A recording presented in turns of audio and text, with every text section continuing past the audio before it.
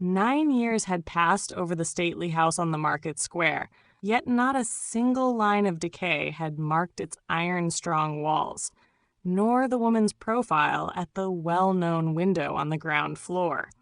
The dragon heads beneath the eaves might, to an attentive eye, have looked a little worn.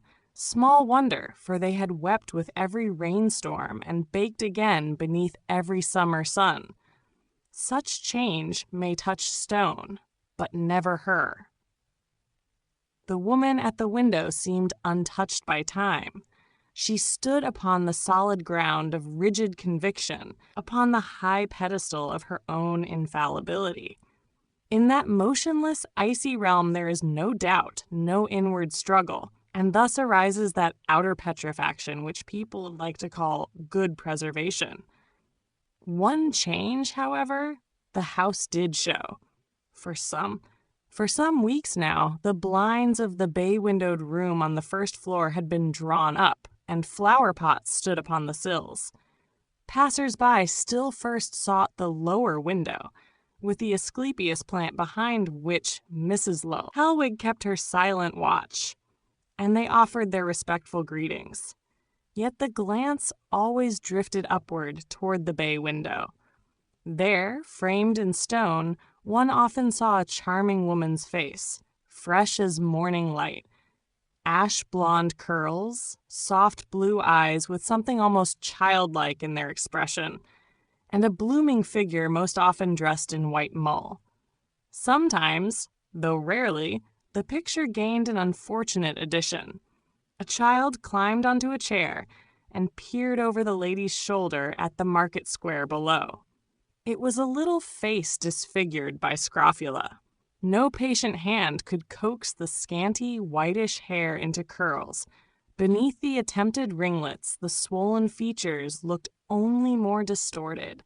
Nor could elegant clothes hide the clumsy limbs and stiffened joints.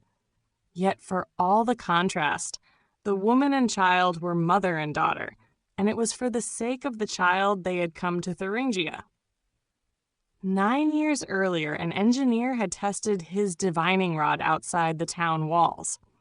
The modern rod of Moses brought forth a bitter spring which, exposed to air, hardened, if not into gold or silver, yet into valuable salt crystals. The town took the hint, founded a spa, and soon drew health seekers from many lands.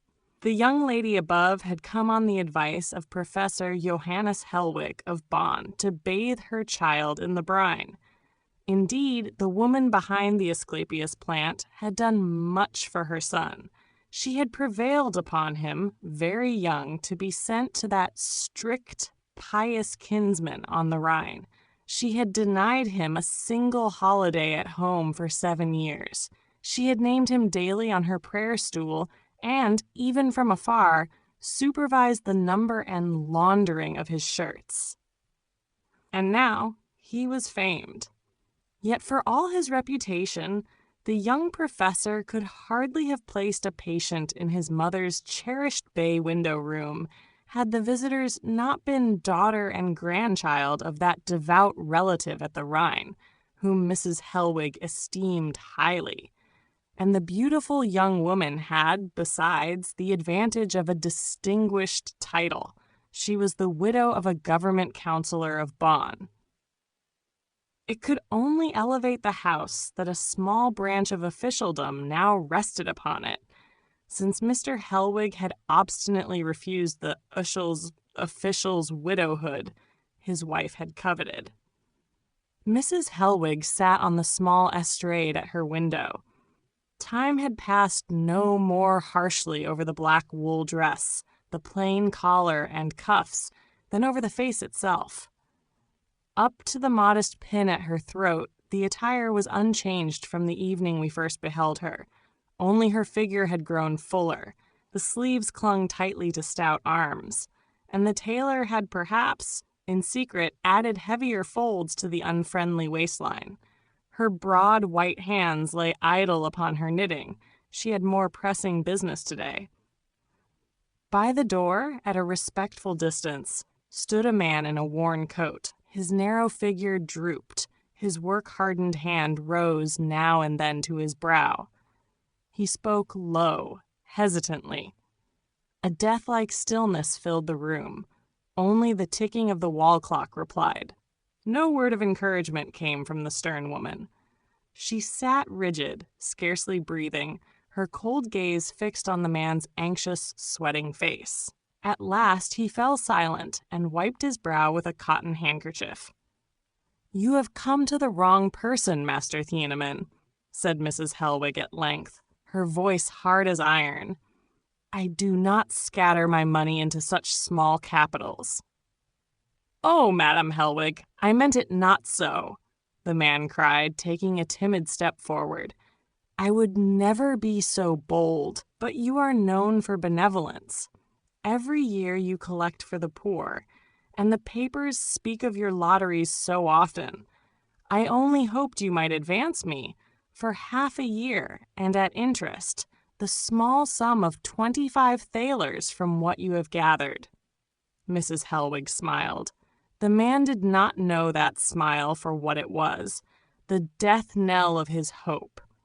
"You are surely out of your senses, Master Thienemann. The request is entirely new," she said with biting precision. "You trouble yourself very little with the work of the faithful, so I must inform you that of the 300 thalers I now hold, not a penny is to remain in this town. I have collected it for the mission.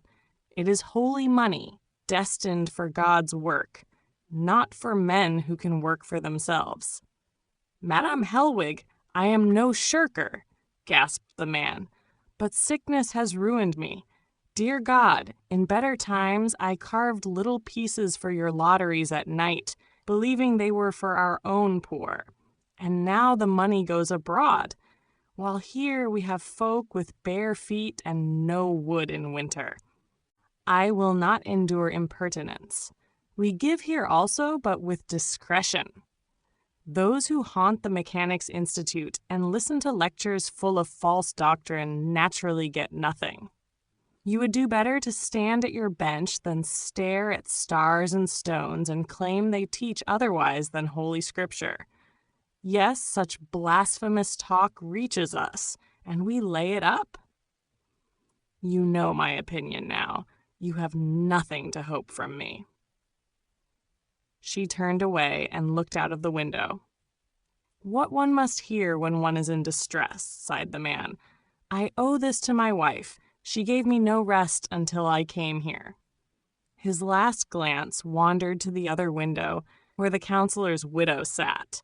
If ever a woman's appearance could awaken hope in a suffering heart, it was that radiant figure in her spotless dress. The oval face, the fair curls, the soft blue eyes, an angel carved in marble.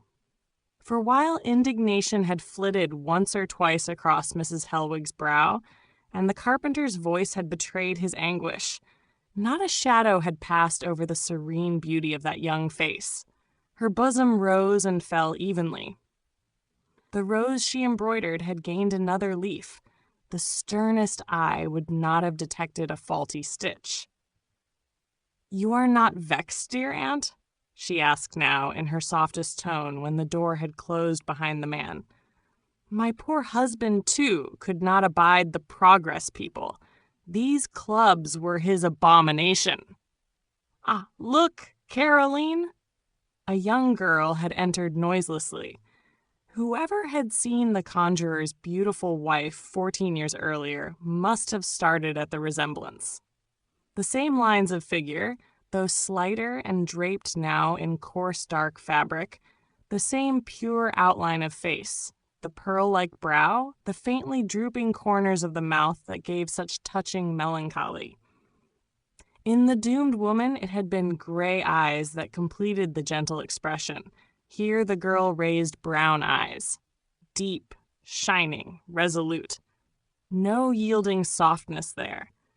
Polished blood ran warm in her veins. We know the girl is Felicitas, though forced for years to answer only to the name Caroline. Her playfolk name had been thrown into the attic along with all other theatrical trash when Mrs. Hellwig assumed full rule. Felicitas approached and laid a finely embroidered lawn handkerchief upon the table. The counselor's widow unfolded it. "Is this, too, for the mission fund, Aunt?" "Of course," replied Mrs. Hellwig. "Caroline has worked on it, and dawdled long enough. I think it should fetch 3 thalers." "Possibly," said the widow, lifting one shoulder. "Where did you get the corner pattern, my child?" A faint blush rose on Felicitas' cheeks. "I designed it myself," she said softly. The widow looked up quickly. For a brief moment, her blue eyes darkened to green. "So, you designed it yourself?" she repeated slowly. "Do not be offended, my dear child, but such presumption passes comprehension. How can one attempt that without proper training? This is real lawn. My aunt paid at least 1 thaler for it, and now it is spoiled." Mrs. Hellwig started up. "Oh, do not be angry with Caroline," the young lady said sweetly. "She meant well. Perhaps something may yet be made of it. For myself, I have never meddled with drawing.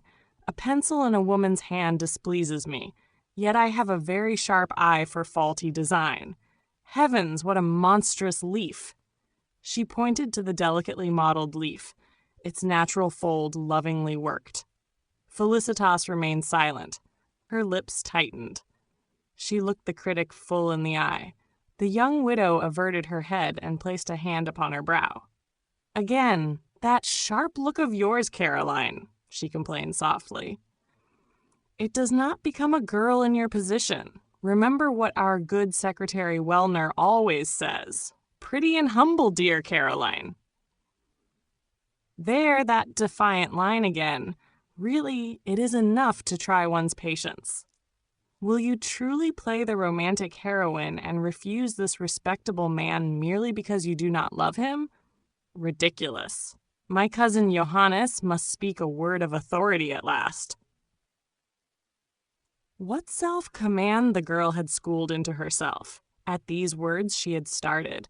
They saw the Polish blood brighten her face, and for one instant the uplifted head bore something almost demonic in its scorn.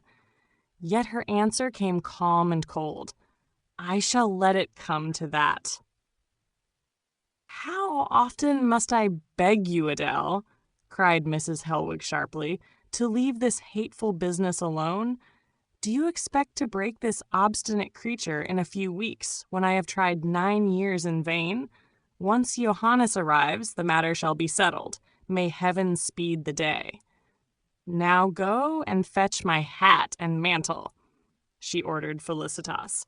"Let this bungling," she flung the handkerchief aside, "be your last offense." Felicitas left the room in silence. Soon Mrs. Hellwig and her guest crossed the marketplace. The lovely young widow guided her sick child gently by the hand. Several heads leaned from the windows to watch the graceful figure. She had a soft smile for all. Behind her came Rosa and Friederike with baskets. Supper was to be taken in the garden, wreaths and garlands to be twined.